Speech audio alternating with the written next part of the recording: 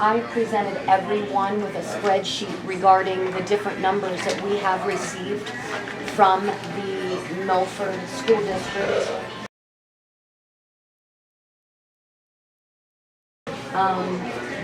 And it's different data points from the school. And I was hoping that someone could take the opportunity to explain to us, can you explain the difference, line by line, between the 2016 master plan, the 2018 Turner documents, and the 2019 master plan? The numbers and components bounce all over the place. For an example, the Success Academy was listed for $1 million in 2016, but seems to be gone now. The middle school added one grade, but more than doubled in price from $30 million to $69 million. The price per square footage actually went up 35%. Even after we factored in the inflation. That change alone added over $18 million to the 2019 plan. If we could do that line by line and explain those increases. Before Jeff, and I think probably George will jump in here with some comments too. I do want to address just the question or comment about board meetings. I know that it's difficult to sometimes come speak in public in a meeting that's being recorded. The meetings are business meetings, and there is 30 minutes for public participation at the beginning of the meetings. Everyone, there can be 10 people speak, 3 minutes each. And that is time at the beginning. And then at the end of the meeting, and the meetings typically last 45 minutes to an hour, there's another public participation section, and as many people who want to speak can speak. And I know we've got some board members here who have been around for a long time, and we've had board meetings that have lasted hours into the night until everyone 2 a.m. heard. Yes, yeah. The other part about that is our board members are incredibly great about communicating, so I know that they answer every email, and that if someone doesn't want to come speak in public, I understand that, but they do answer emails. You'll be notified at 30 seconds. I wrote it down this time since it kind of gets scatterbrained. But first I just want to share a short story.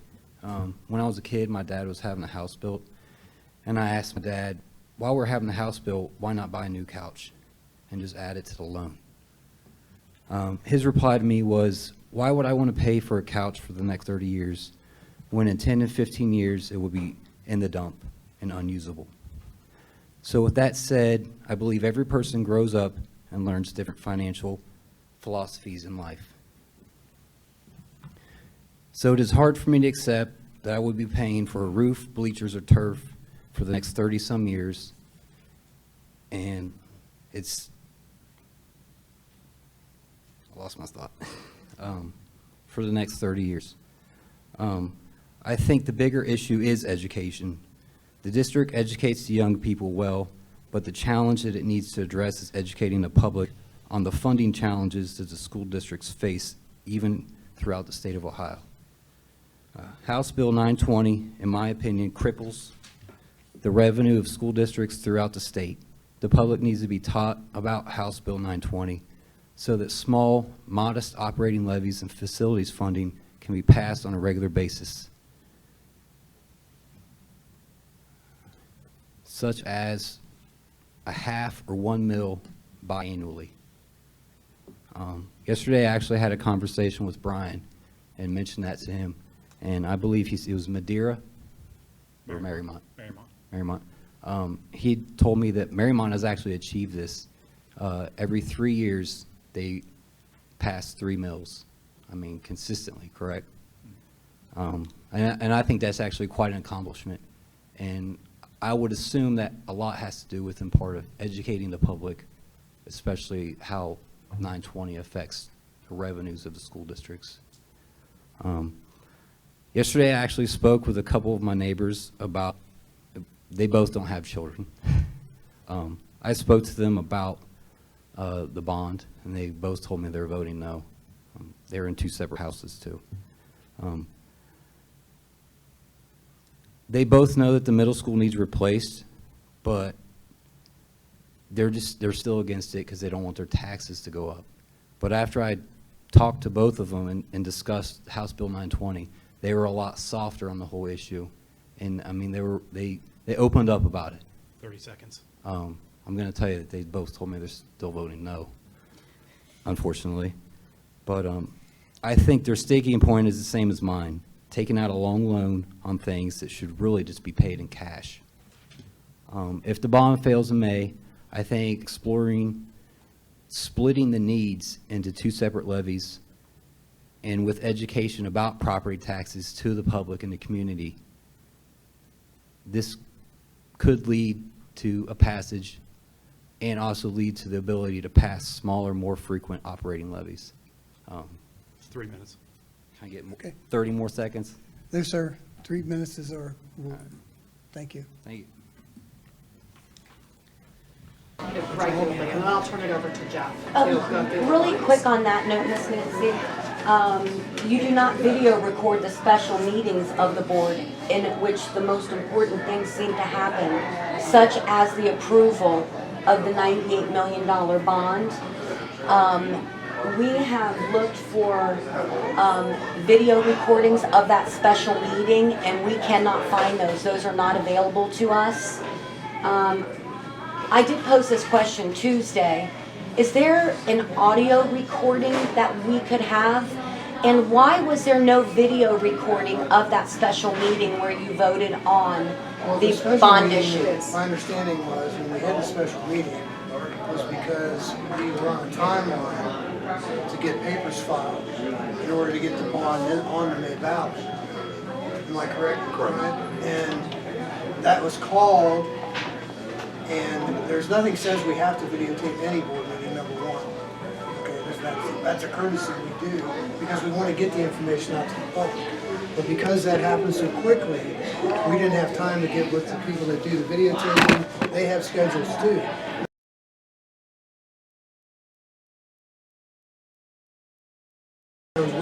We don't do that internally as a school district. That's done for us by ICRC. So you can't just pick up the phone and say ICRC be here tomorrow.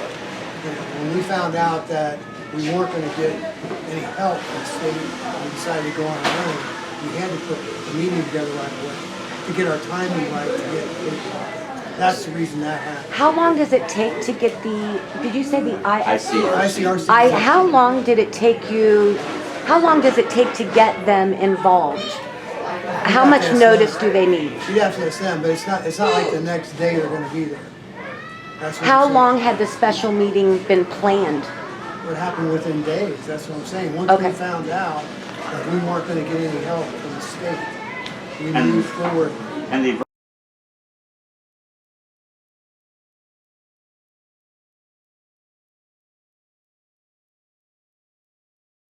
very important thing there too is the fact that it's becoming more urgent because we know that the increased costs after July 1st are going to be tremendously greater, and then you add inflation to that. Right. It's important to get it on the May ballot, and we were. Right, and the big piece, I think the big You mentioned that we've done a lot of legwork on that in terms of community input regarding our design, and we'll continue to do that. Yes. If this passes when we move Yes. forward with the. Yeah.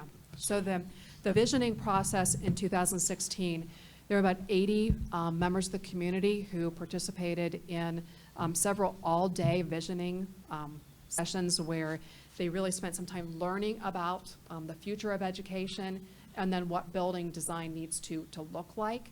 So that's how we started on what our vision is. But then once we know more about what the footprint of the building can be, we'll be getting many opportunities for input on. big piece of the puzzle that, and this statement might answer some of the other broader questions that you have contained in your documents, is that, and we've first of all, we didn't just wake up yesterday and say we're going to build this building or do these improvements.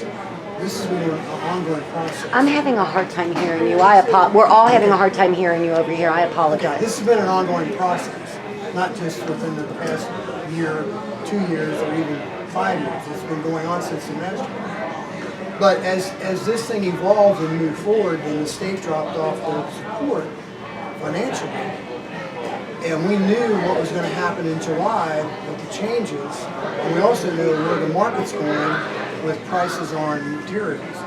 And I'm in the construction business, so I see this firsthand. And Jeff has been in the business for years too, before he came to the school district. Hey. So anyway, the bottom line is that we're looking at millions of dollars in difference from a May run and a November run. That's the first of all. Second of all, until somebody comes to me and says there's another way to do this financially, because the state forces you into these situations as a district, because of House Bill 920, which has been around forever, Voinovich wrote it, and it's been terrible since. And it makes the property owners bear the burden of all of these costs, levies, bond issues, what have you. It was only through the guilt complex that the governor's developed over the years, in my opinion, that the Perry County case forced them to do something to help with building these buildings, because those costs are astronomical compared to running your typical operating levy every 2 or 3 years. But part of that came from the tobacco settlement. Right, exactly.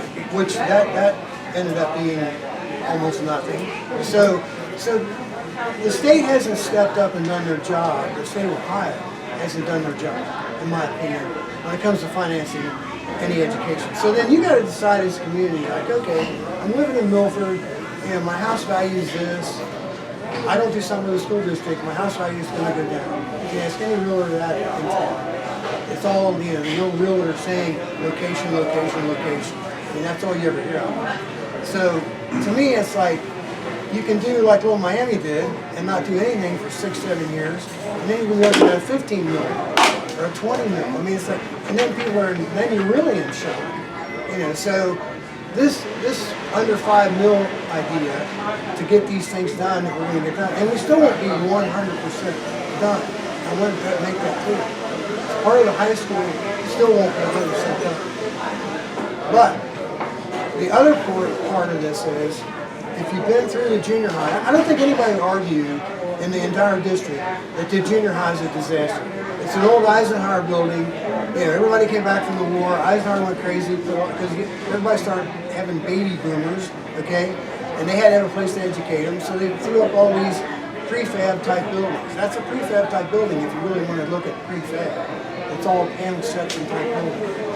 And then over the years, all these districts, including us, went through to do things to the building, to bring it more up to date, more modern, add different features to it, improve HVAC systems, improve electrical, improve communication, computer.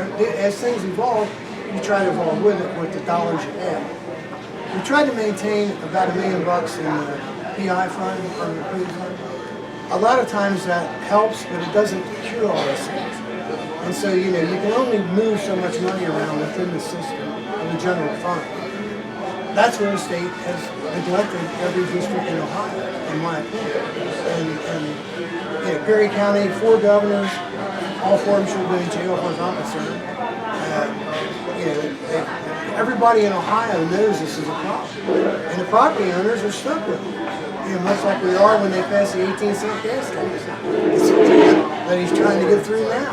It's like you're going to be stuck with those legislators doing that. So our appeal, and we've had meetings with Euchre and these other guys, and over the years, and Mary Ann and I were on the board together in the 90s, and we had the same situation back then. My very first campaign, I ran on House Bill 920, trying to get something done with it. So that's why we're really here talking about bond and numbers and dollars.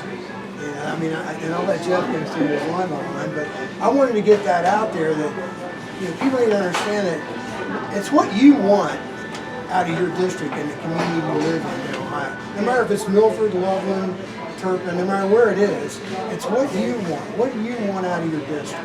Right. And what are you willing to spend to do that? And I respect anybody that says, hey, I don't have the money to do that. But at the same time, it's like, well, okay, do I not spend the money here, and then if I go to sell my house or whatever, you know, I'm going to take a hit there. So you got to balance all those things out. And that's up to each individual and what their own financial situation is. You know, nobody knows what that is. My school taxes are actually I'm going to be paying 8.7% higher on the value of my home, and that concerns me. I've actually talked to a realtor about putting my house up for sale so I can have some more affordable living, and obviously I'm going to have to move a little further out. And he said that if the property values, he trends that our property values are not really going to go up, and that we will have the highest tax rates in Claremont County if this mill levy passes. And he said that will actually hurt the value of my home. So I'm getting some different information. So I just wanted to let you know that this will have a great impact on, my family. And again, we're here to, do a line by line and just trying to figure out some numbers, and then maybe Jeff can go through some of these numbers with us. I don't know about, you obviously created this document. I did not create the document.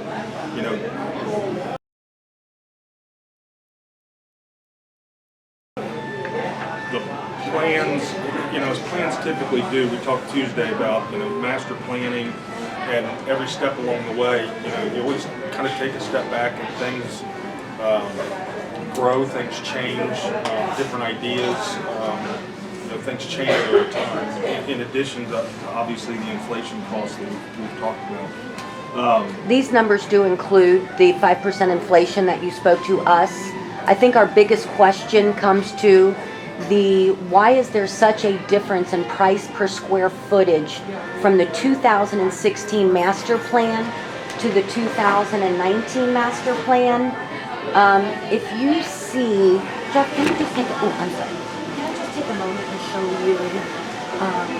We have actually, presented the different square footage that has actually been estimated on from Turner, and then the building was increased by 50,000 square feet, even though this Turner estimate is based on your conceptual plans of 2019. And so we're curious. This did not include sixth grade. Okay, we were told that it did. Now, the big question here, though, is the cost per square footage has escalated 156%. Well, as I told you on Tuesday, the cost breakdown of like site circulation and parking was broken out in the numbers we were looking at in 2016. They are included in the building cost of the master plan we have today. Same thing with the Success Academy. We're looking at that as a separate piece. As Nancy talked about, that Success Academy will be within the confines of that middle school at this point in time. So those costs are, if you're looking at a square foot cost, you're not including those costs of site circulation and parking and the Success Academy and even some of the athletic facilities that are now part of the overall middle school plan. The 2016 wasn't accurate. It was different. Because it didn't include all the site changes that happened. Like Eagles Way is changing, infrastructure changes, utilities change, all these different things change. And when we moved the junior high building down to where we could share an auditorium, the two buildings, I think it's going to be good. Everybody's happy. Good morning.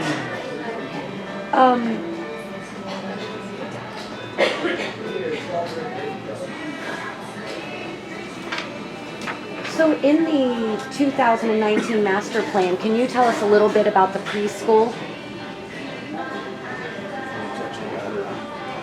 We do have. We do, pardon me, we do have $5,500,000 allotted to the preschool in 2016. In the 2019 master plan, it says the preschool will be relocated and the current property sold, but there are no costs listed or a projected sale value of the property. In the 2016 document, there were 6 pages on a preschool plan. In 2016, the plan, what we were looking at doing at that point in time was building a new preschool, a separate preschool, which is where those estimates and those dollars came from. As we move with building a middle school and moving our 6th graders into the middle school, that'll open up space in our other elementary schools where we can put the preschool into our existing elementary school. So now we don't need to build a new preschool.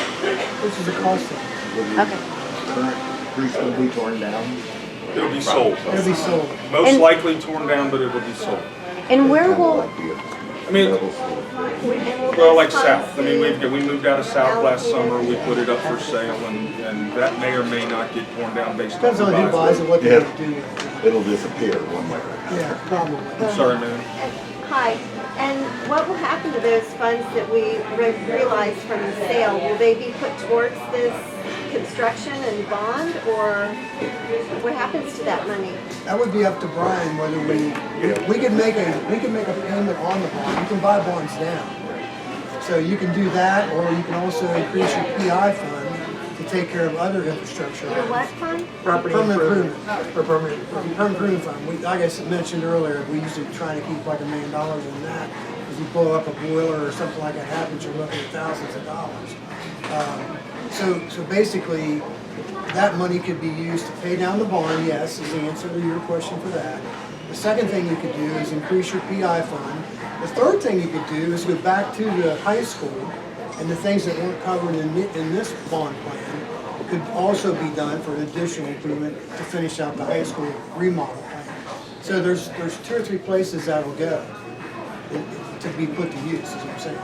So I think it's a good point to bring up that, you end up not having to build a preschool for $5-6 million because we're going to empty out the 6th grade units, move them into the middle school instead of junior high. And that, to me, that's smart. I mean, not to pat anybody on the back, but I think that's smart to do. Because the middle schools are becoming more predominant all over the state anyway, and Nancy can allude to that on the academic side, as far as the inclusiveness and things like those age groups together. So, to me, it's like, that's where the money goes. I mean, to answer your question. I don't want to get off too much on a tangent, but there's a lot of data that I know you guys are eager to know, and there's no reason for us not to tell you that, and what our reasoning is, and how we get to these decisions. I mean, I'm all about the overused word transparency. To me, it's like, let's just have a conversation, call it what you want. sure, yeah. Yeah, But the now, permanent improvement, I want to just touch on that briefly. That is really important that we continue to put money in permanent improvement because the 4 original elementary buildings that were built, they're due for a new roof. for a new what? For new roofs. How old are those buildings? 15. They're 15 years old and they need a new, so we built a school that needed a new roof in 15 years? And well, by the time you appropriate everything, and if you're a 2-year, if you said put a roof, if I told them tomorrow to put a roof on one of those buildings, we're 2 years away from doing that. So now you're at 17 years. 20's it. I mean, 20 you're leaking. I mean, that's basically what they say. Just a question, we're talking money and where we save. Now, if we don't spend, we get $98 million and we don't spend it all on bids all come lower. Okay, do we take that remaining money and lower the bond rate and lower everybody's taxes and?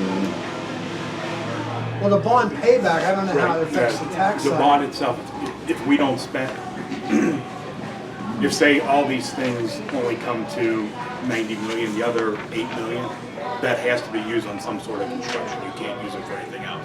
So when we talk about the high school needing above and beyond just the 17 million, I believe that's set aside. The other 8 million could be used for that So construction. But if it's not we can't used- say that we're You not gonna have- spend it, we're gonna give it back. You Yeah, have if to use You it? have to use it for construction, But do you have to use it at all? yes. Yeah, it's like, You have to use it for once you buy the car, it's yours. That's horrible. I mean, that's kind of what it is. It's a horrible deal. But that's not our system. Well, Yeah. I Yeah. know, I know. I had one quick question about the new junior high school in May of 2016 master plan. That actually was the master plan at the, with the state and the OFCC.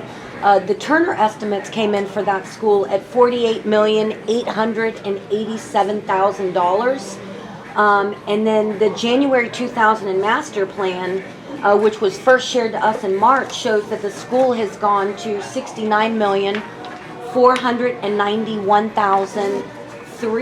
$69,491,325. That is a 232% increase, over 2 times the 2016 amount by just adding 1 grade. Can you explain that to us, please? You threw a lot of numbers out there. The Turner Actually, it's estimate- this line right here, Jeff. the It's two this thou- line right, the- it's the new junior yes. high school numbers. the Turner estimate was for a 7-8 junior high school at about 150,000 square feet. What we're looking at now is a 200,000 square feet building that would include 6, 7, and 8, Correct, And so, the successive one. and the successive one. Can I, yes. a lot of this information has been shared on Facebook in neighborhood groups, specifically by one person who doesn't live in Milford, isn't at this meeting. The Turner estimate, which is never included in these arguments, has a per square foot range. This building is well within that range per square foot. You know, it's the same points are reiterated over and over again, but the numbers are right where the Turner estimate says it should be. Well, but the square footage that they're, so if you go by square footage, the square footage for the original plan was 135,000 square feet. And so what we're trying to show our community is that the price per square footage has escalated by 148%. So I feel like we're comparing apples. Change in the square footage. Yeah, we're more, I mean, it's pretty simple. You add 50% more students, that's 50% more capacity. 135,000 plus 50% is 200,000, which is what this plan is for. I mean, I don't think that's a mystery. Now, and again, you know, 135,000 square feet, those estimates were off of OFCC. You know, our own district experience as well as experience from other districts across the state is that OFCC's estimates are underfunded. They're too low. We ran into it at Boyd and Sipelt. A lot of other districts have run into problems. You know, it's one of the reasons that, you know, as we've talked about, we've reached out to architects, construction managers to get their real world experience of what they've been building in the state of Ohio in the last 2, 3, 4 years, to make sure that we had accurate estimates moving forward, and that's what we built those things off of. We didn't use one, you know, Turner's estimate is one of several different areas of expertise that we pulled together to try to make sure that we had an accurate estimate of what we were planning to do. So have we gotten estimates for more than Turner then? Or Um, only Turner? We worked with Turner, we saw some information from another construction manager, and we worked with SHP, who was the architect that did Boyd and Sipelt, who has done some other stuff for the district that have helped on projects that they've worked on. Could we maybe get more competitive bids if we ask more than one person? Well, again, we're building estimates. When That'll we, happen you know, when you- we'll definitely get Gotta hit the light competitive first. bids from multiple people when we go and build this. Yeah, when you do the bid package, it's open to anybody that any construction company that wants to bid building a school. They can bid, they can get a bid package and do that. It can be Turner, it can be Joe down the street, doesn't matter, it's We public. just The got the problem with that information is from we've already Turner. approved a $98 million bond Right, and Neil. we have to spend all that money. And if they come in lower, But the state what are won't we let paying us for? advertise for bids unless we have an escrow account with the money in it. Again, you're back, I think a lot of the concerns that I hear from the community, and I thank you for your comments on the square footage, but the big issue is the community, and I didn't know. I mean I've been here since 1974. She's been here forever. So, well, she has. I've been here forever. Eons, yeah. But I guess the thing is, I was like at that table today in 1974. You know what I mean? And I was that way until 1994 when I got on the board. And then it took me a year to figure out, what are these guys talking about?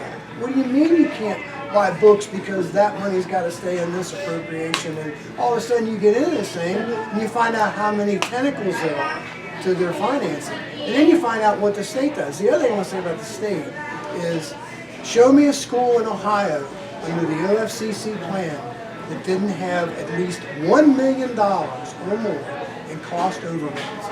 Based on what Jeff's telling you about how they crunched down those numbers. And it wasn't until we actually, and I credit Jeff and Nancy for this, we and Brian too, on the GMP part, where you have guaranteed maximum pricing.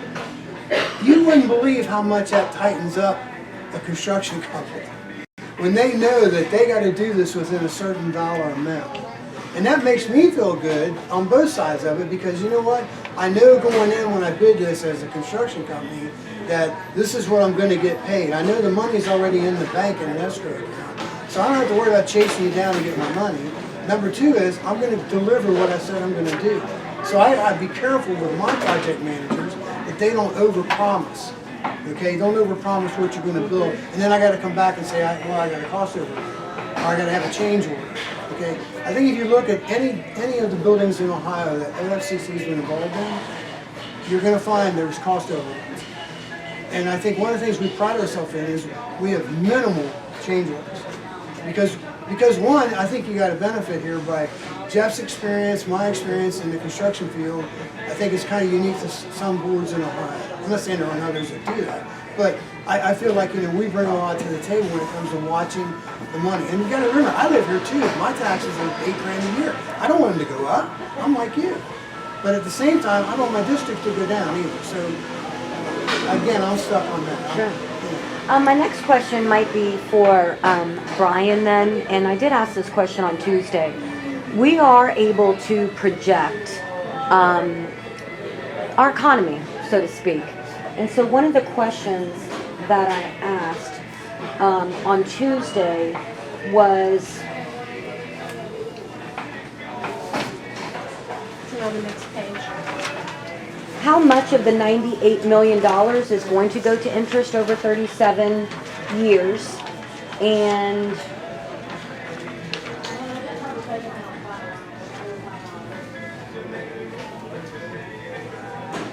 I guess that's my question. Are we able, and then are we also able to project the increase on the homeowners?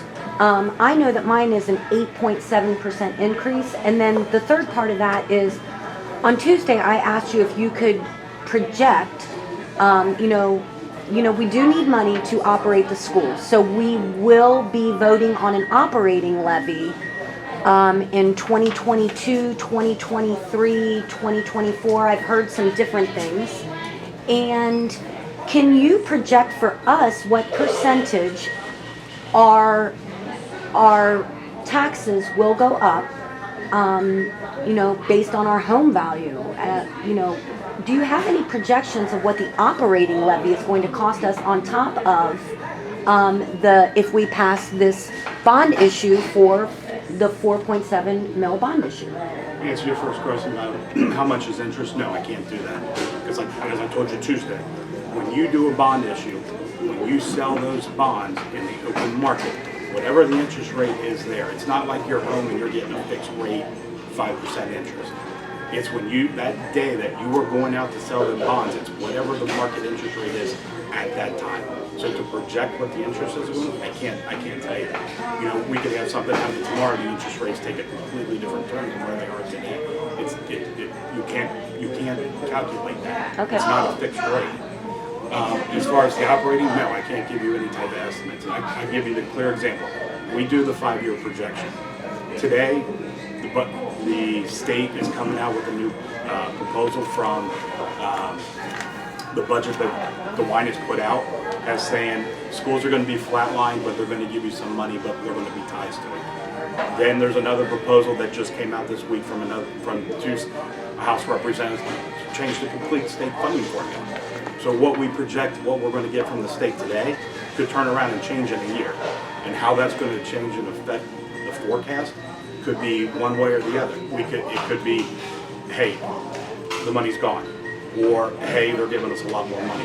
I can't project that. I don't know how that's going to feel. And if you look at the funding formula from the state over the past couple of years, pretty much every governor has changed the funding formula year after year, but we're expected to change it, to project it for 5 years.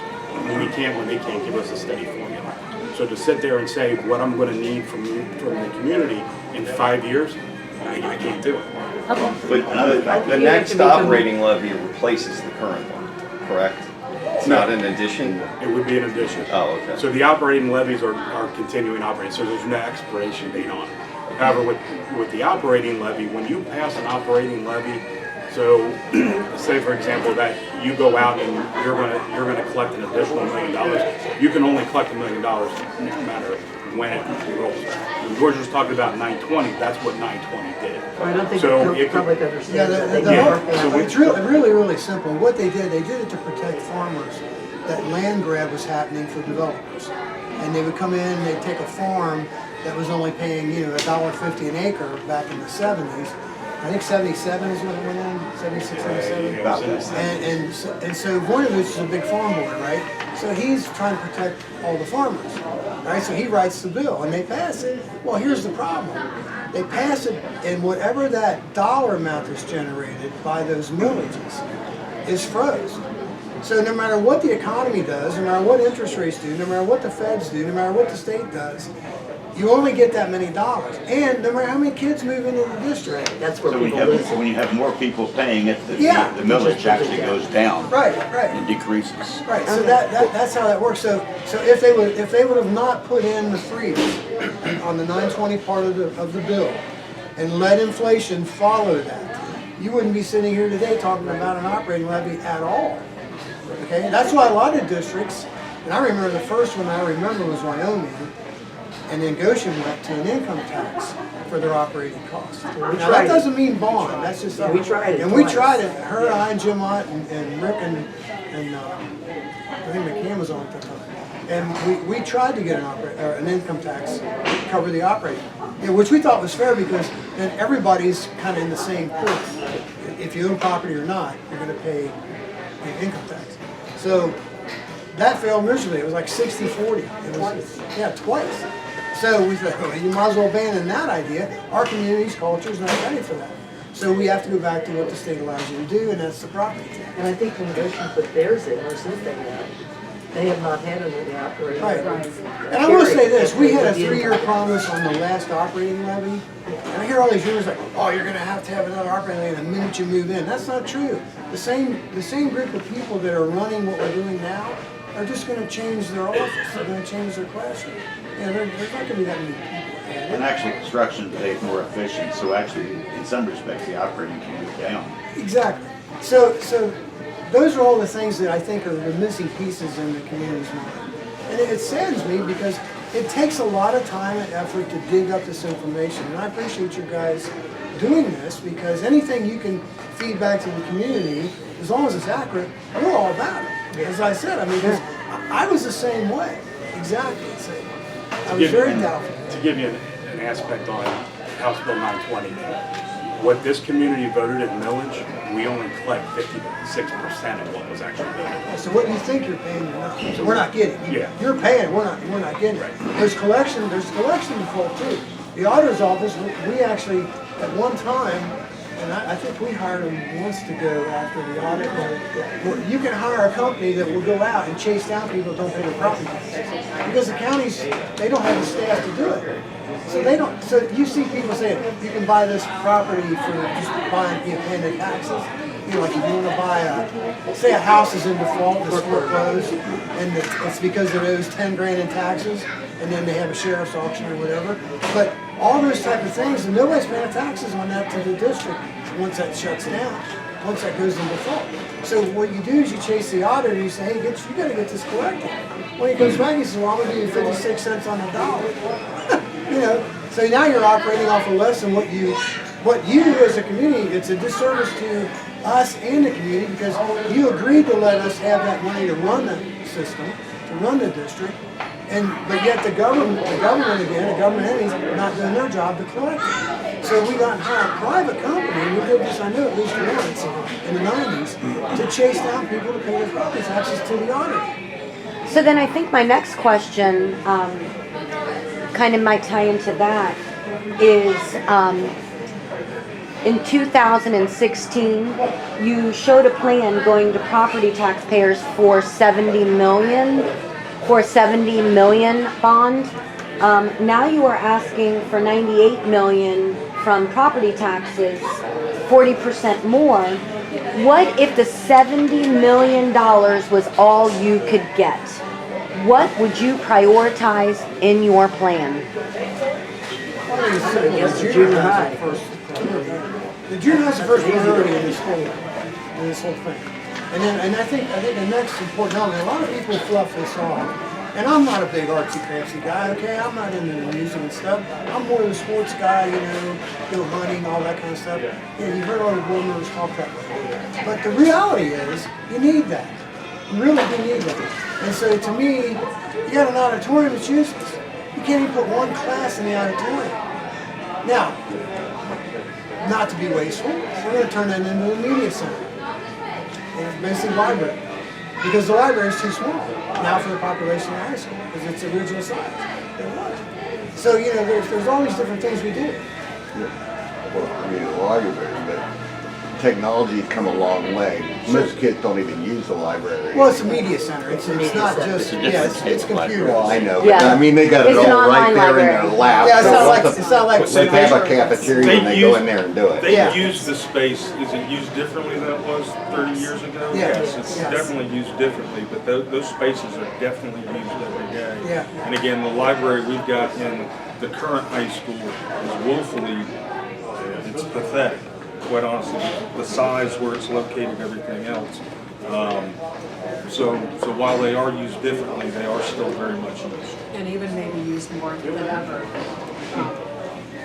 We know that the skills that our students need, the collaboration, the communication, the creativity, the innovation, the making, the engineering, all those things now take place in learning centers, what really used to be libraries. So yes, they look different. It's more important than ever before. Have we sought corporate sponsorship of any of these things? What do you mean by that? For instance, the media center, has anybody approached LexisNexis to see if they would be willing to fund anything? I mean, any dollars we get are less dollars than the taxpayers. So like Glen Estee also, West Claremont got their weight room for less than $10,000 with big donations. Goshen is getting a football field via partnership with Under Armour. So we're wondering what the board did to try and use some creative avenues through corporate sponsorships to help with this bond issue and to relieve some of our tax burden. There are some corporate sponsorships, and right now those are being funneled through our athletic boosters, and that is what has been offsetting some of the athletic facilities through the years. So there are those corporate sponsorships, and I know that colleagues in other districts,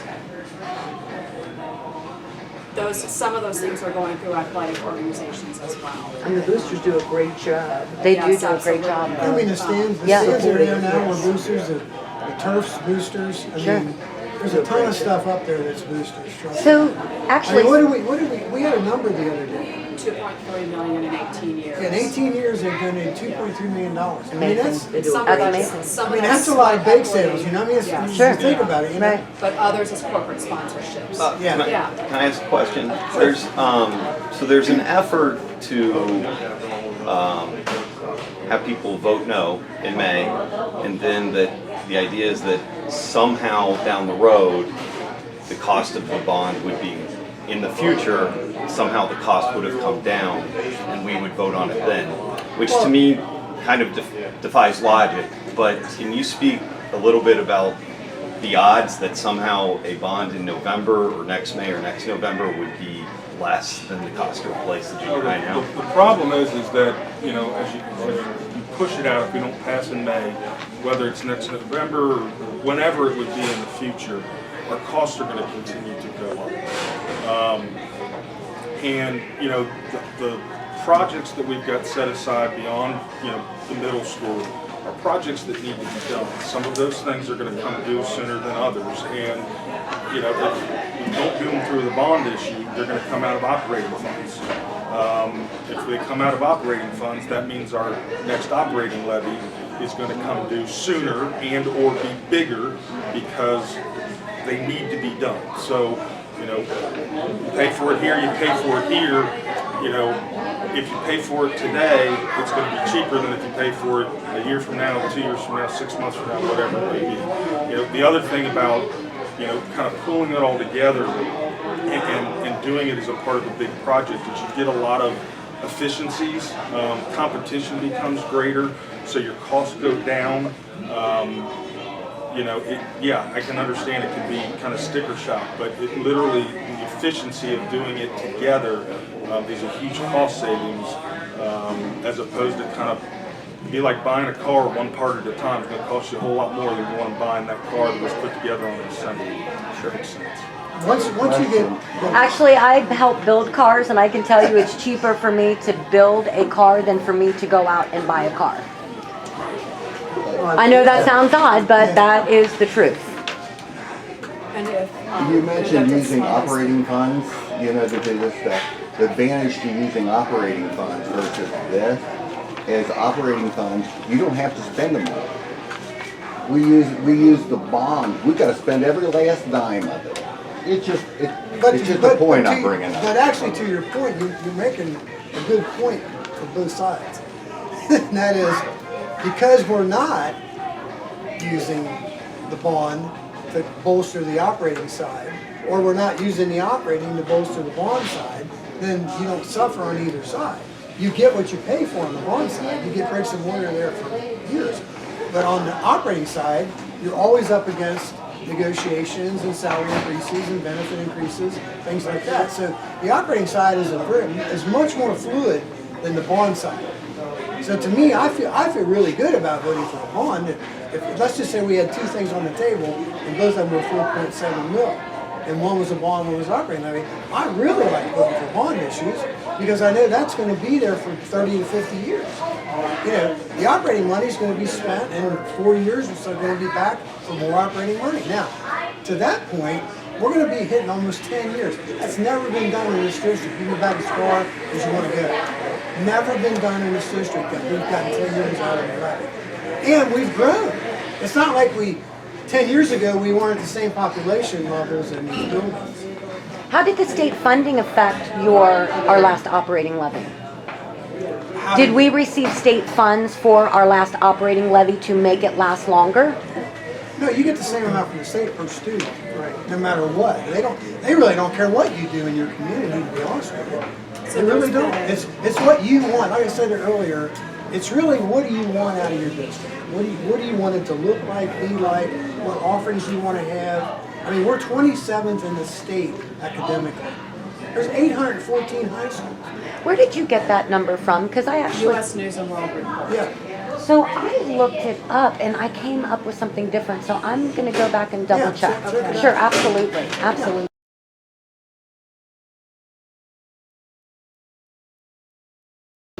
Now, you talked about, athletics versus the auditorium. My son is an artsy young man, and he does not participate in organized athletics. And from what I understood, you are wanting to replace the turf on the Milford High School football field.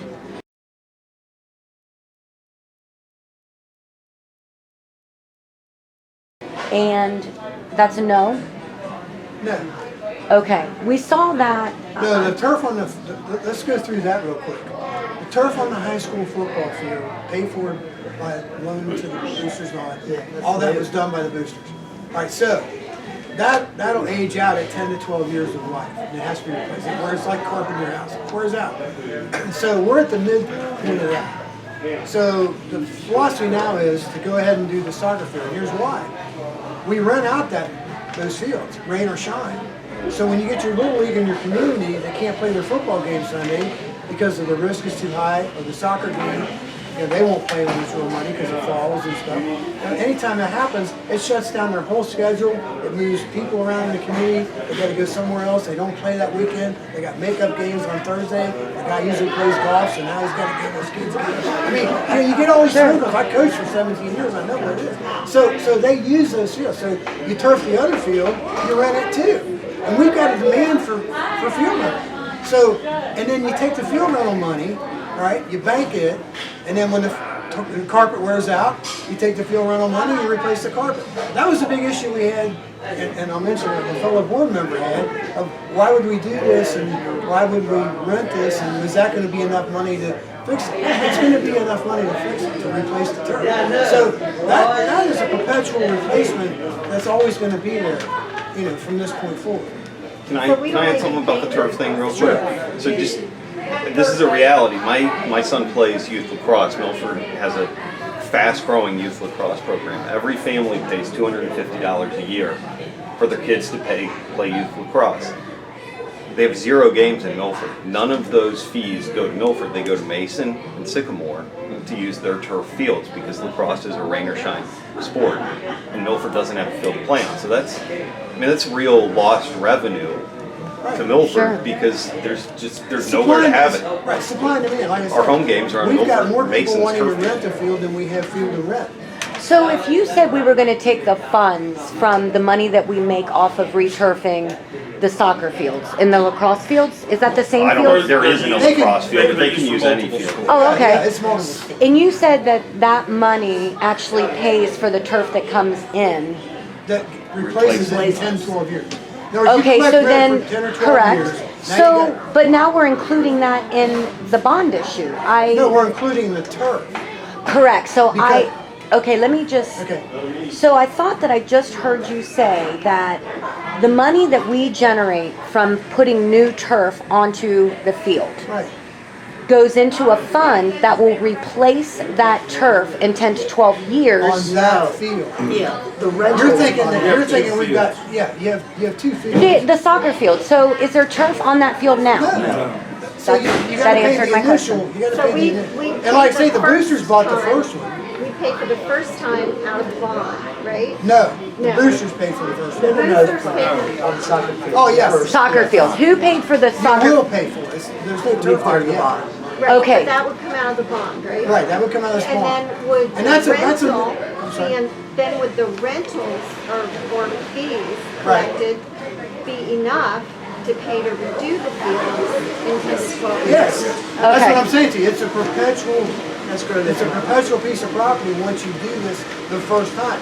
That's where, a lot of districts that can't raise $600,000 to $800,000, because that's what it costs. They can't raise that kind of money with their booster organizations or corporate donors or whoever. Once they get to that first field, it takes care of itself from then on, period. And materials are getting better. We go to these conventions and stuff, you see these different materials. Materials are getting better. Life is getting longer than 12, some of them are predicting 15. So Okay. that's even more rental money by the time you get the time to replace it. So to me, it's a no-brainer. So you just said six to 800,000. Yes. This turf thing has been a hot point in these arguments online too. I'm sure. I mean, so we're talking about something that is less than 1% of the cost of the total bond. Yeah, I mean, Right. this is it's ancillary to the major Right. project, yes. But and it's also a net zero, so you're not really losing any money other than the initial investment in the property. And you're helping the community because it's not just about the school system. I mean, you got to look at how many of our fields are used by the youth programs? You know, and all Well, over. and that's one of the other big advantages to it. I mean, the financial model of the replacement being paid for by rental is obviously a huge piece of it. But there's also a tremendous amount of savings within our maintenance staff, getting fields ready, the amount of practice space that you need. I mean, we've got a tremendous amount of athletic teams that need to use a lot of space on campus.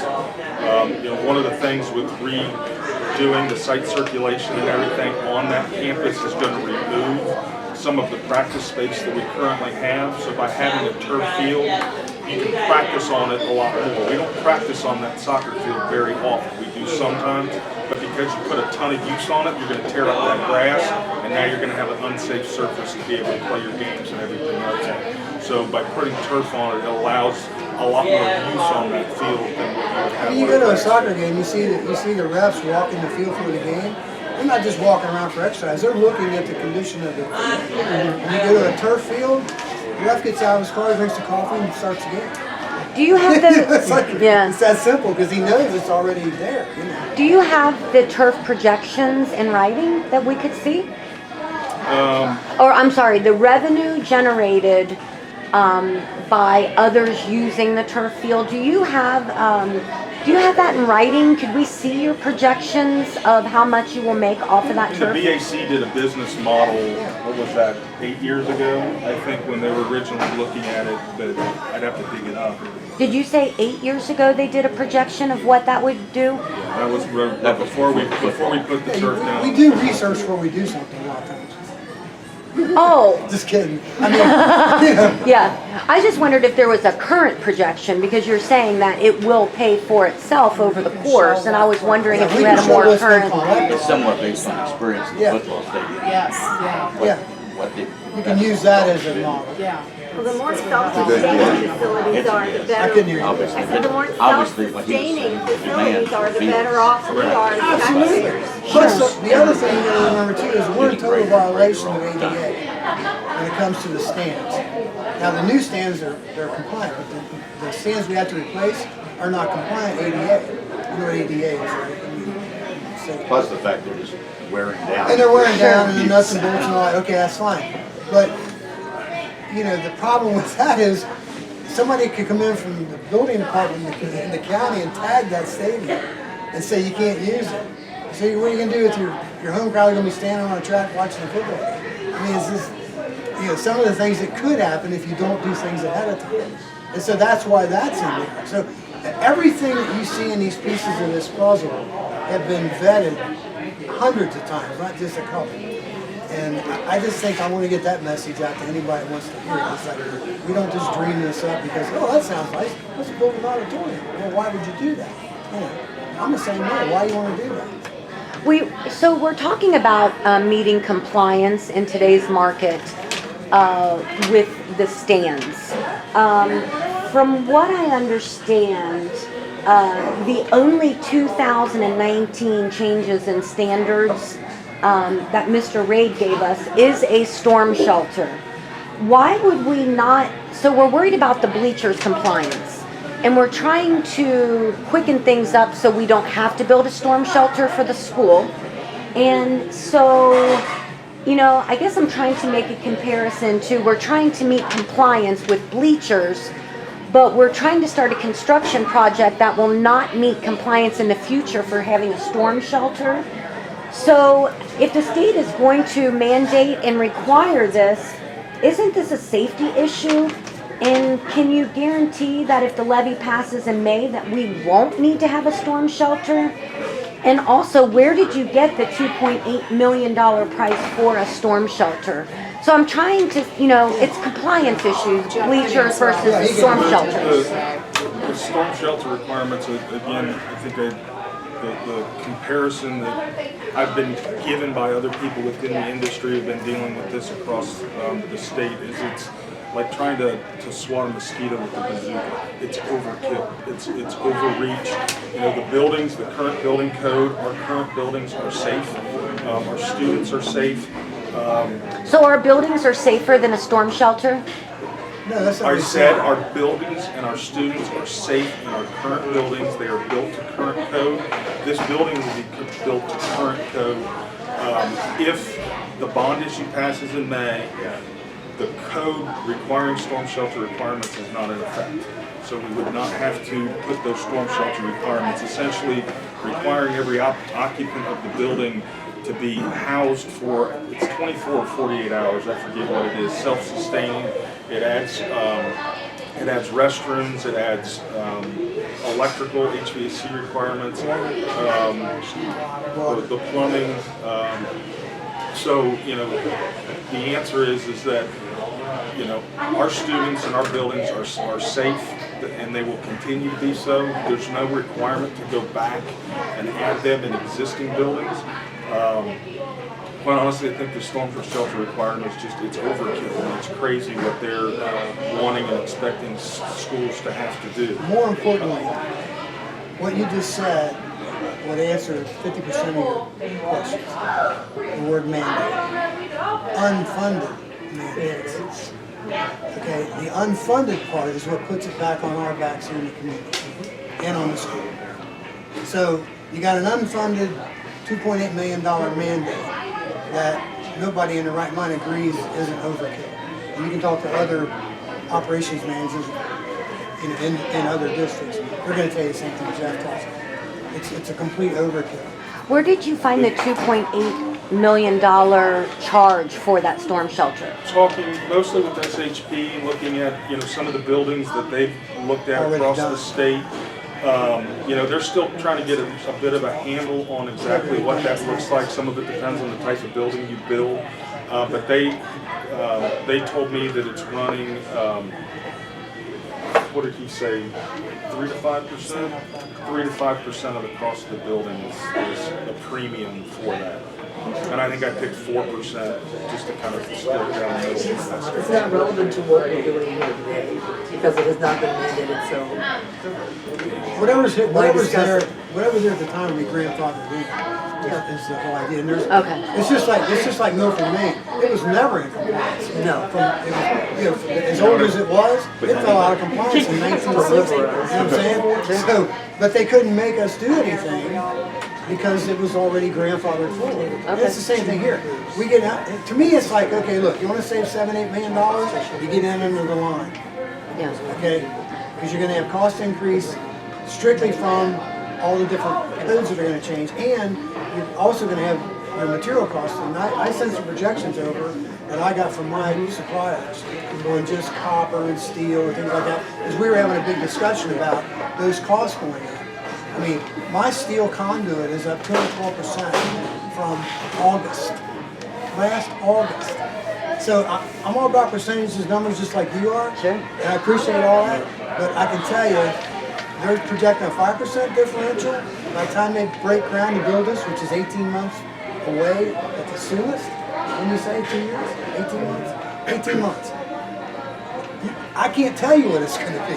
Right. You know, I can't tell you, but it's not going to go this way. It's going to go the other way.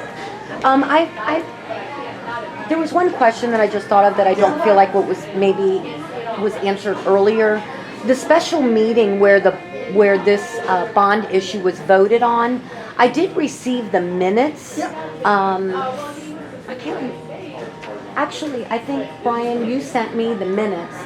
Could we have a copy of the audio that was used during that meeting? We don't have an audio or a video from the meeting. That's what I was saying to you. How were the minutes? We're not required to have that. I mean, I don't know where you think that that's well, natural. then, No district in Ohio is required to have a video or an audio of any meeting they have. Okay, they have we call a public meeting, we publish it in the newspaper, and the media gets it, and that's our requirement. And then you have the meeting. It's like, and we can even have an emergency meeting. I can call one tonight and have one tomorrow, and it doesn't meet the was it 2 days, 3 days?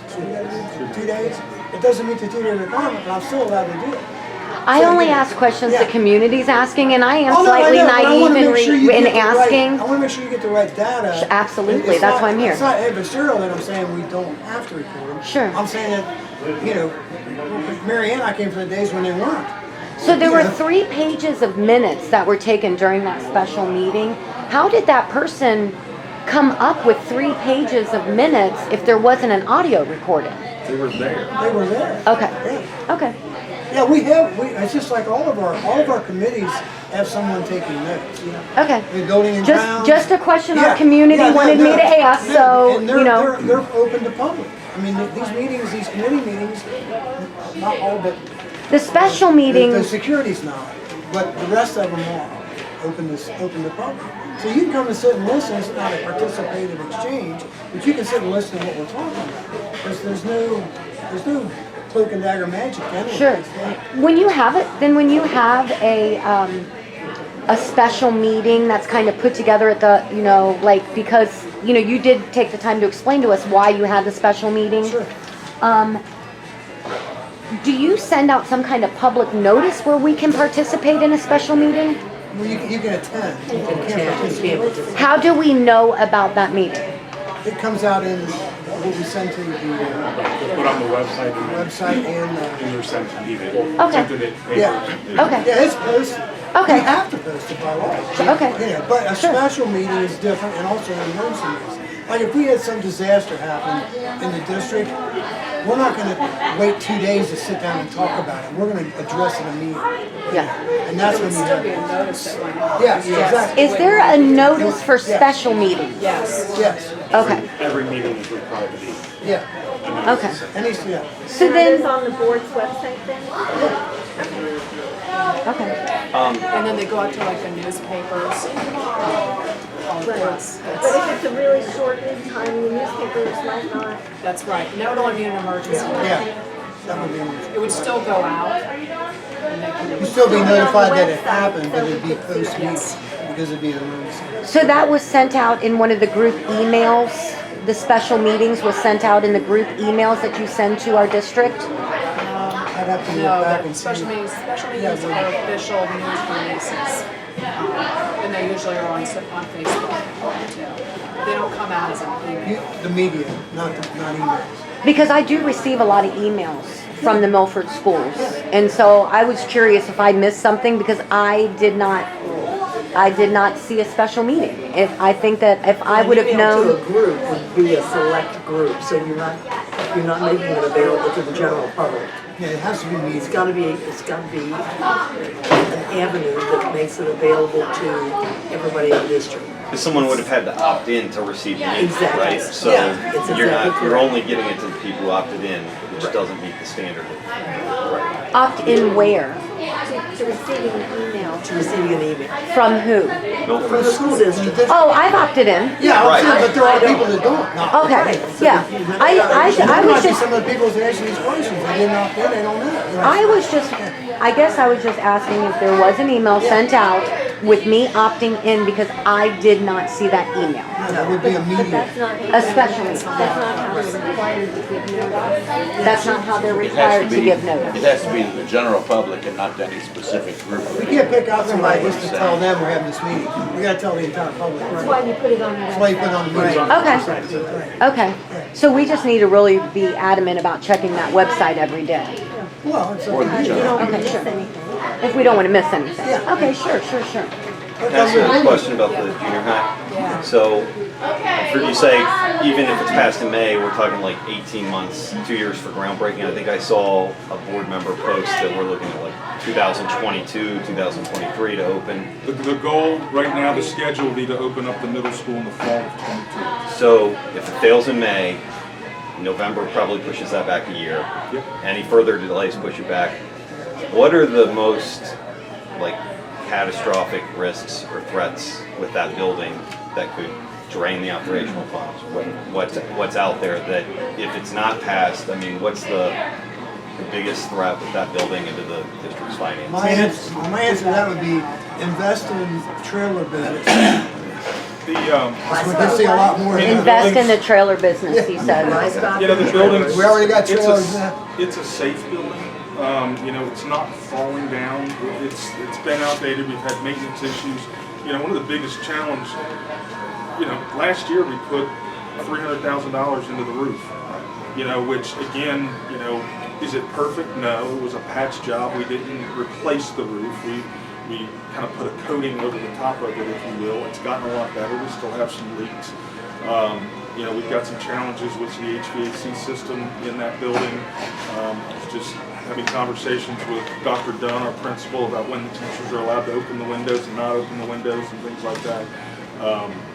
You know, so, you know, is there catastrophic? No, but we're continuing to sink money into, you know, something that we're not really going to get back out. It's a used car syndrome. I mean, you find it to the point where you're putting more in the used car than just to go get one. Yeah, I've volunteered at many basketball games during the weekends where there's no heat and people are like wearing coats in the stands. Well, the building itself. The gym is hard to heat, and there's no air conditioning in it at all. Right. So yeah, we do. I mean, it's not unheard of, you know, during the school day, during the winter, for that gym to be close to 60 degrees. The other building we have to worry about is the preschool building as well too. Yeah. We already had a boiler issue earlier. Yeah, we had to close the preschool a day earlier That's the this year oldest building because in we Claremont had. County. Which one is? So it's just the constant trickle of money going into the building. Oh, yeah. Yeah. Skyline there and that? Yeah, yeah. That's the oldest building in Claremont County currently used for school. We were asking that the other day. Yeah. And it's So, you know, I mean, it isn't like passwords, and even before Mary Ann and I, because it is more for a long time, so I know. But I think all in all, most board members have done a pretty good job over the years. Yeah, I've been critical of things that we've done. You know, I've been not necessarily a yes vote all the time, as far as in the board, not against the community or against the board or whatever. I've always heard that my kids are. I look at it, I'm using the system, I should do. But I don't know what else we can tell people other than to answer your questions. Sure. And Thank you. try to get a concise picture, not just of one or two issues that Fred or Mary or Bob have, but issues that we all have and that we're all involved in. And that we all either benefit, you know, we all either sink or swim together as a community. You know, I had a question about, you know, we talk about having to keep the buildings up to date, and we definitely know we need we are definitely in support of a new junior high school. We do know, and I think you might have missed that in the beginning. And so what I wanted to ask you was, when did you decide that you were going to sell the preschool building on, that's Old State Route 28? When did you decide, when did that become a part of the master plan? That became a part back when they were going to build a standalone building. A standalone building? And then may I ask you, did you spend money putting in the lockdown doors at the preschool? And when was that done? 3 years ago? No, the secure entrance we put in, I want to say 3 or 4 years. Okay. You know, and again, even with the idea that at some point the middle school, the junior high, the preschool are going to get sold and or torn down, we don't stop maintaining them. You know, you make judgments. Again, we patched the roof last year rather than replacing it. You know, but we've still got kids in those buildings, and this bond issue passes in May. I'm still going to have kids in those buildings for another 3 years. So doing safety upgrades and things like that you know, obviously cost some money, still are worthwhile doing, because I still have kids in those buildings for at least 3 years that we need to take care of and make sure they're in a safe, secure, you know, good educational environment the best we can. That doesn't mean, like I said, we don't put in a new roof. We patch the roof. You know, if a boiler blows up, I'm going to have to replace that boiler, even though I know I'm only going to be there 3 years, because I got to have heat in that building for the next 3 years. There's another unrecognized and untalked about point, and I can remember the days when we had to do this. We are not going to have to displace one single student to build this new junior high, because they're going to be in the building they're in now while the new building's being built. We're not going to bus them anywhere. They're on the same campus.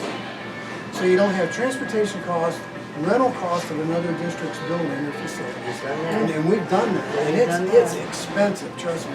It's not hundreds of thousands, it's millions of dollars to do this. And by the time you figure all that into that, and especially when it takes 2 years to build the building. So you get 2 full years of these kids being shuffled And we've shuffled them to Drake and Indian Hill. I mean, we had space in Madera, we had space in Marine Mall, we had space all over the place. I don't think a lot of people realize that there's a huge cost savings to being able to stay in that building while we're building the other building. That's a good point. So I think there's a lot of, and again, that's just another piece of the puzzle that has been hammered out over the years. It isn't an overnight thought. I mean, we realize, that, okay, what are you going to do with these kids when you tear them, you're going to tear this building down? You can't tear it down, where are you going to put them? Yeah, that kind of stuff. You know, one of the most popular questions that the community has asked me to ask you is,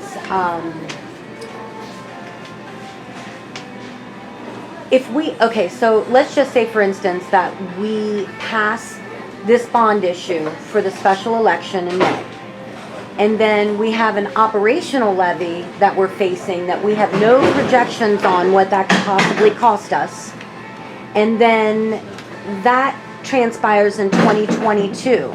The community wants to know that if we vote no on an operating levy, will the competitive rates of the teachers be brought down, their pay scale be brought down, and will our busing be affected if we do not pass? What will be the first things to go if we do not pass an operating levy in 2022? And that is the most asked question. It's always the first thing, right, Marianne? Tell them. True. Tell them. Which thing? Sorry. Which one?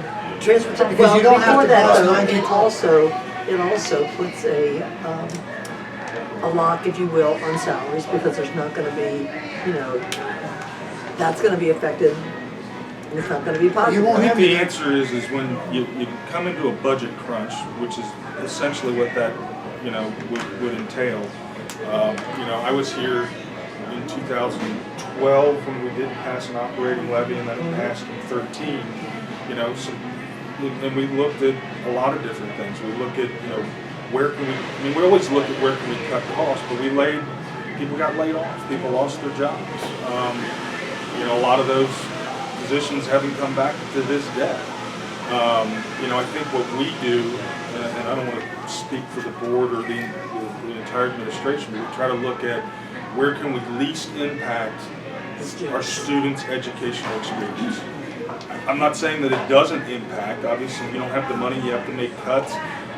It's going to impact their education, but we try to find places where it will least impact their education. And the longer it goes on, the deeper those cuts have to be. A lot of that just depends on where it is. It's the same thing it's the same thing with property too. It's like, how many people are going to move to the district that they've already not passed any levies? Right. They're cutting all these services. They don't have enough. The teachers are ready to walk.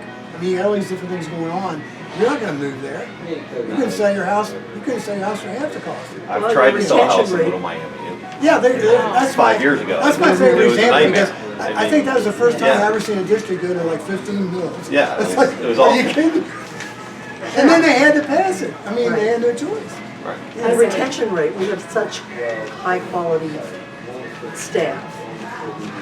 Let's face it, if you work for a company and you haven't had a raise for years, you're gonna be looking, where can I go? Because I have a family to support. So where can I go and earn more money? And so I don't wanna run the risk of losing quality people. And that's a side. That's what we don't think. And We I don't. wanted right. to, I think for us, you guys need to keep in mind that some of us, my family right now is on fixed income. Sure. So every dollar that comes out of our pocket, we are watching very closely. Sure, because, taxes can go through the roof, and we will have no choice but to move out of the district. And you guys And we've don't been have- told to do that. And you guys don't have any control over this, but, they have a way for seniors to get lower property taxes, but you can't make more than $38,000 a year. And if you're making less, $38,000 or less, I would argue that you probably can't afford to live in a house here anyway, unless you're getting outside help. So they make it really hard for us to get our taxes reduced, even if you're a senior on a fixed income. So those people are paying the same amounts as everybody else based on their property values, but I mean, we'd all love to see the kids get everything. I would love to see them get everything on their, not only their needs list, but their wants list. But I can't afford necessarily to pay for everything on the wants list. And I would just ask you guys to please be cognizant of the seniors out there who live on a fixed income and aren't going to end up having no choice but to move away. I can tell you, I got calls when I was on the board every time we ran an issue from seniors, and their comments across the board were, I need to let you know that I am not against education. I am for our children, but I'm on a fixed income, and it comes down to either buying my food and medication or paying higher taxes. And my answer to them always was, you have to do what's best for you.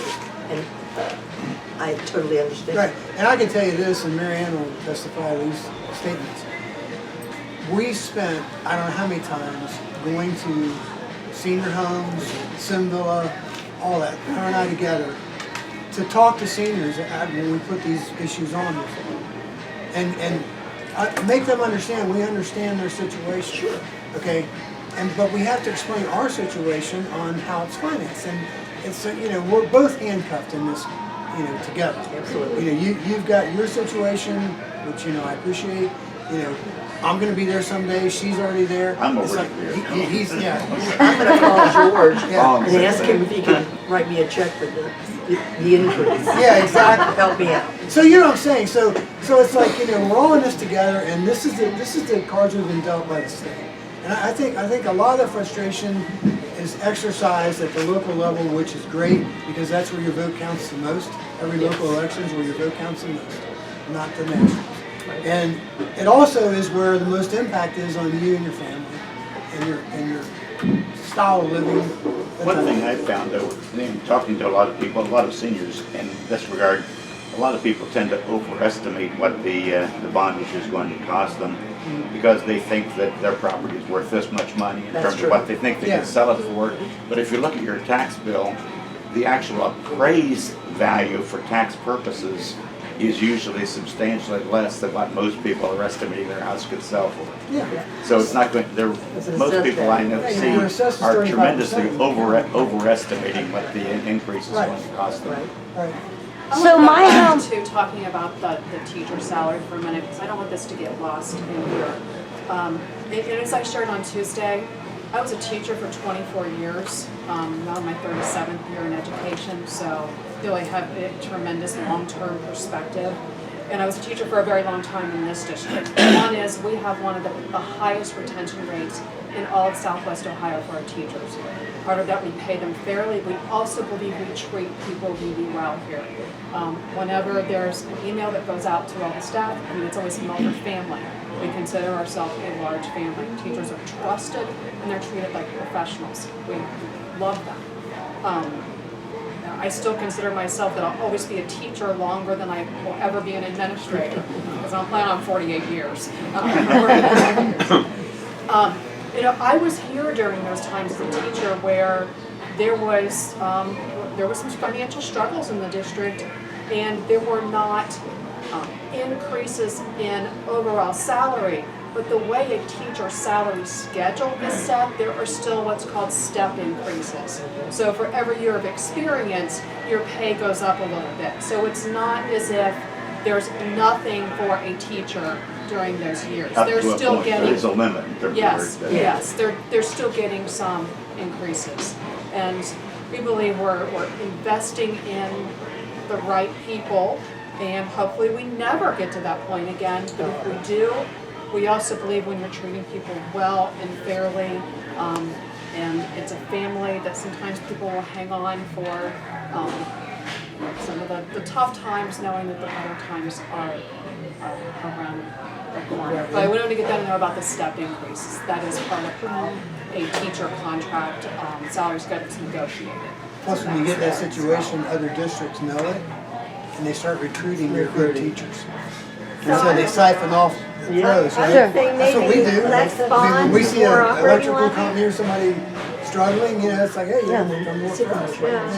And that's what happens. But so you lose good teachers. So there's also this argument about like don't vote for the bond now because there's a levy Well, it coming, depends but on how you look at that. the levy is a whole basket of Yeah. unknowns Well, the that operating we funds give you more don't, I flexibility mean, we anyway. know what the needs So are today. maybe less bond, It more seems like it would be operating difficult to funds. discount one for something Well, you that have to you look at can't what we're predict. already at, operating funds, and trying to make that projection. Like Brian said earlier, you'd be reducing those number of years back. One way or the other, you're gonna run out of money on one or the other. In other words, like we said earlier, if you do the operating shift that you're speaking of, you'll shorten the 2023 date to 2021 or something. Is how would Well, you? or So maybe then I'm just- still coming back to you and asking you for levy money to operate off of. So I want to tell you. But you know what, then you could do teacher raises. And when I moved out here, teachers were very well compensated in our area. And teachers seem to be very happy, very excited about their jobs. They looked forward to coming back to school in the fall, and they enjoyed working with their kids because, you know, they didn't have to worry about how they were going to put food on the table at home. They were going to be able to fund it. I think our teachers need to have that appreciation, and we need to show it, but we can't pay for everything. Our pockets are not endless. Is it true that we're gonna have the highest property taxes in Claremont County if this bond levy passes, or I that don't this know. bond issue passes? I don't know that number. We will. We will have the highest property taxes in Claremont County if this 4.7 mil. How does that relate to the valuation of the community? How that relates? That would be my question. It's like, Okay, so how because that you have re- high property taxes, does that mean that, and I mean this earnestly, this is a question. Sure. If you have high property taxes, does that mean that your total valuation of in your boundaries of your district is higher than other districts proportionally? I think don't know that. I think that's. How it What affects- it is that our property tax, our properties are valued more than some other districts. But that also says that you guys are getting more money per child than any other district. Okay? And although we've got a great school system and we say we manage it great, but we have so much more money already coming in to the school district from the tax base, and we just keep wanting more and more and more. I think you guys do a good job, but I think because of the amount of money that you're receiving, it's easier than what other school districts have. What's our per pupil? And it affects, that kind of increase affects my home because, That's what I thought.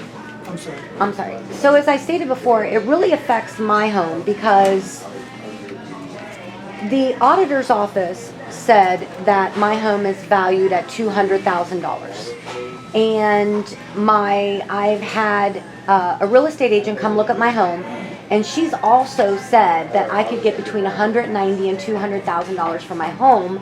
And she said this operating levy, or pardon me, not the operating levy, the bond issue is going to affect the rates. And for the reason like the teachers go other places where rates are better, my home value is actually not going to increase because we will have the highest property taxes in Claremont County. So, you know, that was the answer to your question, how that affects me. I would like to continue to see my home appreciate in value by having reasonable taxes. But if you don't, but if you live in a district where the community does not support maintaining high quality of schools, the value of your property is going to go down. We believe in high quality. We definitely believe in high quality. We just, you know, we're asking for a Honda instead of a Mercedes, so to speak. That's why we're here today. I hate to disagree. Okay. But you have a friend who's going to write you a check for the taxes. That's right, George. You need to find yourself a George. Yeah, I hear you. Can we share your George? That would be nice. Okay. Judy writes you. Yeah, send me your address. I gotta go.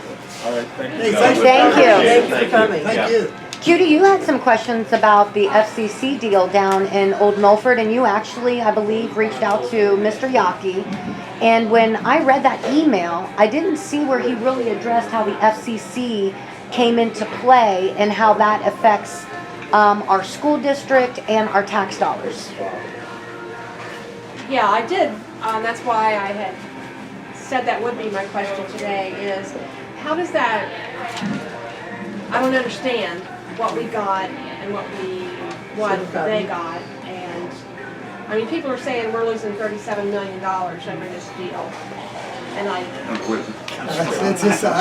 amazes me how that. So I was told that we were going, the FCC, that they're only giving $50,000 a year to Milford versus if they pay taxes like regular people.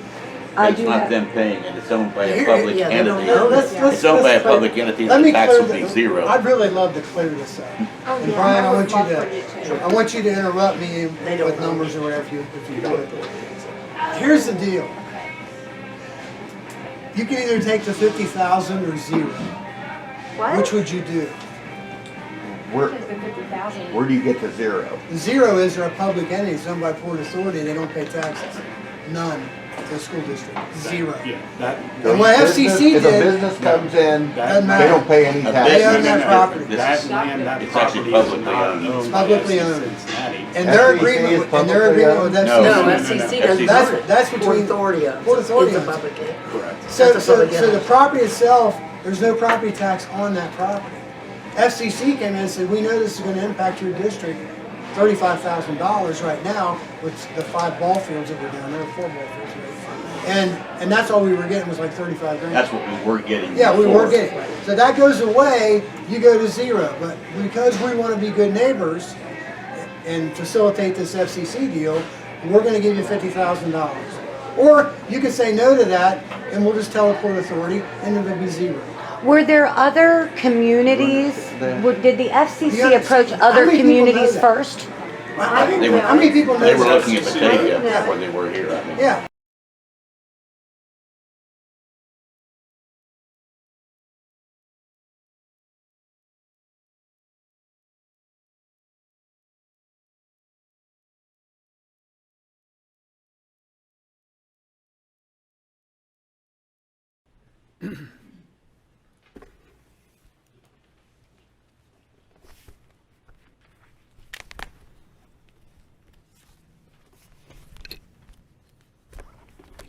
Thank you for having me this evening. My name is George Lucas.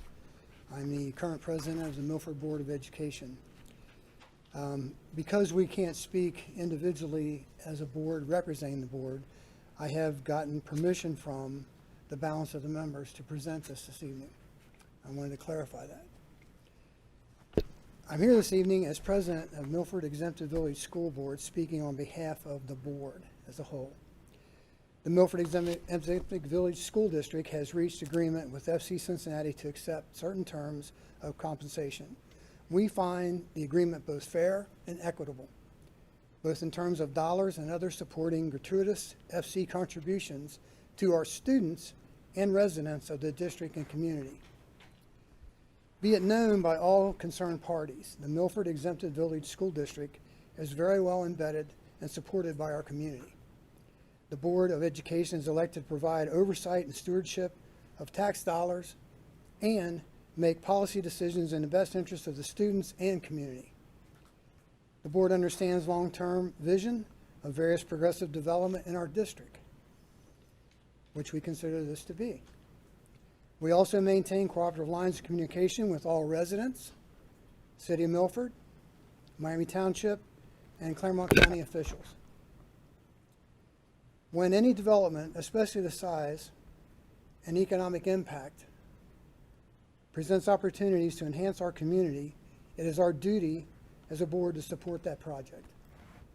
I close by saying this project has the full support of Milford Exempted Village Board of Education, and I thank you for your time. I think that all of the persons involved in this, Milford schools are satisfied with the amount that they're receiving. Milford City is satisfied with their agreement.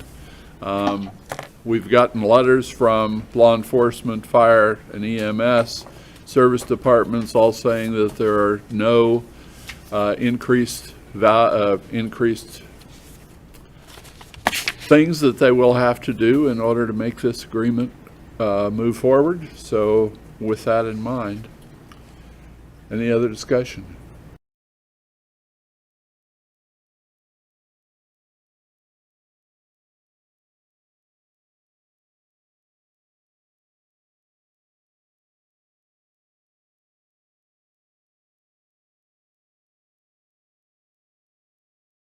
I mean, that's the truth of the whole matter. And you can check Port Authority, you can check whoever you want. We would have been at zero. We felt pretty good coming out of there making 15 grand, you know, on the taxes.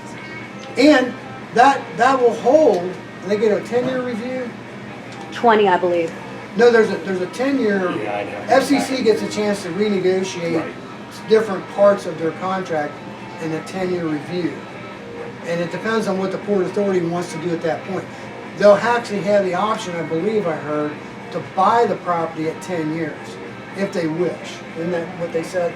So now if they buy it, then the game flips, and we're still good. Then we're going to collect this millions that everybody's screaming about. You'd have been at zero. Yeah, yes. So every time I hear that, I shake my head. I go to Starbucks and I say, "Oh, you guys gave up $11 million." The next guy says, "You gave up $30 million."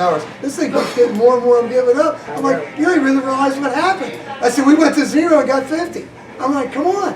Is that just 50 one time, or is it 50? No, it's 50 per year. Okay. Right, and that's And a we fixed were getting number. about $35,000 on the property. So we picked up Yeah. $15,000 and we're getting hammered for losing millions. I'm like, okay, what? Does anybody know why Batavia turned down the FCC? Because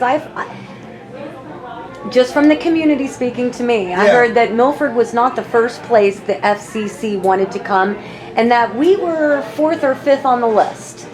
And That's them. Yeah. I can't take go negotiate. I think part of that decision was the fact that they decided that Batavia was farther out than. Yeah, I don't think it was anybody in Batavia made the decision for FCC. Let's put it that way. I think FCC made a decision where they wanted to go. Because they were talking to, I know they were talking to Northern Kentucky. I think everybody knew that. That was in the papers. So, yeah, we don't know what their thought process is. We just know how that affected us. We thought it was pretty straightforward and pretty forthright that they came in and said, "Hey, we want to sit down with you. We know this can impact." Not only that, but they've also offered usage of some of the facilities. Like, you think you'd ever get a state playoff tournament in Milford right now? No. You get FCC down the street, you might get a state playoff tournament. You're going to generate some local dollars. And actually, the camps and the training facilities that they're using it for it's going to bring more people into Milford and probably improve the Milford economy. Right. We think by a significant amount. Although we have no way of projecting exactly what that's going to be. Doss. Michael Doss. Yeah. So Mary Ann had asked me a question earlier. I want to get back to it. It's about per pupil spending, and it took me a minute to find it in all my notes here. So our per pupil spending per year, when we're looking at just Clermont County, is less than Clermont Northeastern, Felicity Franklin, Goshen Local, and New Richmond. So we spend less per pupil. We spend more than Batavia, Bethel Tate, and West Clermont. And I know I noted before, one of the big differences with West Clermont is they do not, and have not for years, had busing for their high school students. And that is significant per pupil addition. So we feel like we're right in, we're in a very good place in Clermont County for what we spend per pupil. What is that number compared to the state average? Our per pupil is $10,530.01. The state average is $11,953.14. That's important information for the community, I think. Yeah, and similar Can you repeat those numbers? Because I want to make sure I have Yes. Ours is $10,530.01.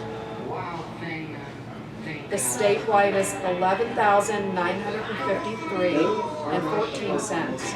And then another figure that's important is the similar district average, and that looks at districts that are demographically similar to Milford's, which isn't necessarily Clermont County. It's looking at it throughout the state, and that is $11,179.89. So we are less than both. So even in the socioeconomic comparisons, or. We do way better than. Managing of the money is very, very good. And that is actually, all those numbers can be found on the Ohio Department of Education CUP report. Where, sorry? The Ohio The Ohio Department of Department Education, of Education. CUPP, the CUP report. You can get all kinds of information from there. It's readily Well, available. that's to see this stuff. I'd like to. It's amazing. We're about 15 or 20 minutes over yeah. already. We've got other meetings we've got to get to. I'd like to thank you all for coming again. If there's anything we didn't touch base, certainly feel free to shoot us an email. Yeah. You know, or something along those lines. And I think we've got another one coming up. But like I said, we've got some other places to go. really Thank you. appreciate being able to be here today. My schedule and stuff is great, it is a lot of times. But I thought it was important because I know there's so much disinformation. I don't do Facebook, I don't tweet, I just don't do it, you know what I mean? I'm busy doing other things.